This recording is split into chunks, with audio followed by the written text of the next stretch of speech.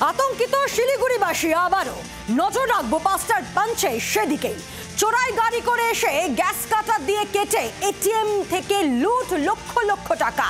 আবারও সেই শিলিগুড়ি, আর এবার প্রায় 15 লক্ষ টাকা লুট করে পালালো দুষ্কৃতীরা, তাও আবার একেবারে পুলিশের নাকের ডগায়। কেন শিলিগুড়িকে টার্গেট করেছে দুষ্কৃতীরা বারবার? নিরাপত্তা কি এখানে এতটাই ঢিলেঢালা?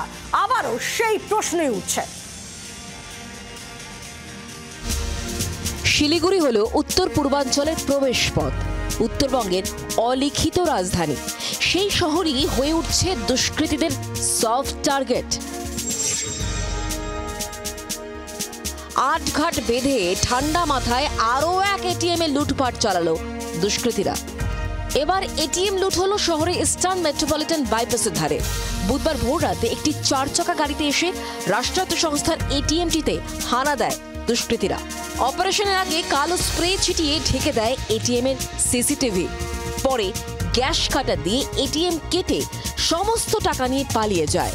বলে রাখি, আমি যেখানে দাঁড়িয়ে রয়েছি এই ইস্টার্ন বাইপাসে, আমার পেছনে ঢিলছোড়া দূরত্ব অর্থাৎ ম্যাক্সিমাম 500 মিটার দূরেই শিলিগুড়ি পুলিশ কমিশনারেটের ভক্তিনগর থানার আশিগড় পুলিশ ফাঁড়ি, আর ঠিক তার কাছেই রয়েছে এই রকম রাষ্ট্রায়ত্ত ব্যাংকের এটিএম। গ্যাস কাটার ব্যবহারের সময় কোনোভাবে আগুন লেগে যায় এটিএমে। দাউ দাউ করে পুড়তে থাকে এটিএম। দমকলের একটি ইঞ্জিন এসে আগুন আয়ত্তে আনে। আমরা তো প্রথমে ভাবছি আগুন লাগছে, ডাকাতি যে হয়েছে সেটা আমরা বুঝতে পারিনি। এখন শুনছি যে ডাকাতি হয়ে গেল। নিরাপত্তাহীনতা বোধ করছি, পুরোটাই নিরাপত্তা বোধ করছি।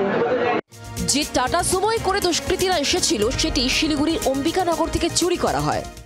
আমি জানি না এইসব ক্রাইম হয়েছে, তখন জানতে পারলাম আমার গাড়িটা রাতে যারা নিয়ে গেছে সে জানি না কোন ব্যক্তি, তারা নিয়ে এইসব বড় বড় ক্রাইম করেছে। এই হলো ব্যাপার। এখন পুলিশ কি বলছে আপনাকে? আমাকে বলছে দেখো তুমিও সাসপেক্ট হতে পারো, আমাকে বাইরে বসিয়ে রেখেছে। চোরাই গাড়ি নিয়ে পালানোর সময় দুষ্কৃতীদের গাড়িটিকে চিহ্নিত করে তাড়া করে আশিগড় ফাঁড়ির পুলিশ, কিন্তু মাঝপথেই হাঁপিয়ে যায় পুলিশের গাড়ি। পুলিশের যেই টহলদারির যে গাড়ি ছিল সেই গাড়ির পরিস্থিতি এতটাই খারাপ ছিল যে মাঝপথে তাকে থামিয়ে দিতে হয়, যার ফলে ডাকাতিরা এই এটিএম লুট করে একেবারে চম্পট দেয়।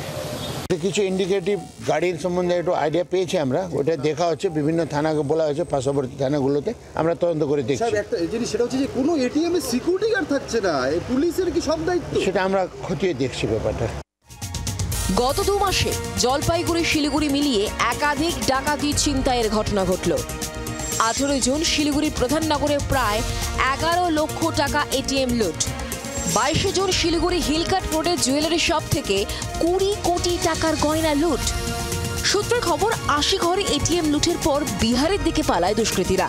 প্রশ্ন উঠছে, ভৌগোলিক দিক থেকে অত্যন্ত গুরুত্বপূর্ণ এই শিলিগুড়ি কি দুষ্কৃতীদের মুক্তাঞ্চল হয়ে উঠছে? পুলিশ কি নিধিরাম সর্দার? দুষ্কৃতীদের ধরতে হাঁপিয়ে উঠছে? ক্যামেরায় তুহিনের সঙ্গে নারায়ণের রিপোর্ট, জি 24 ঘন্টা।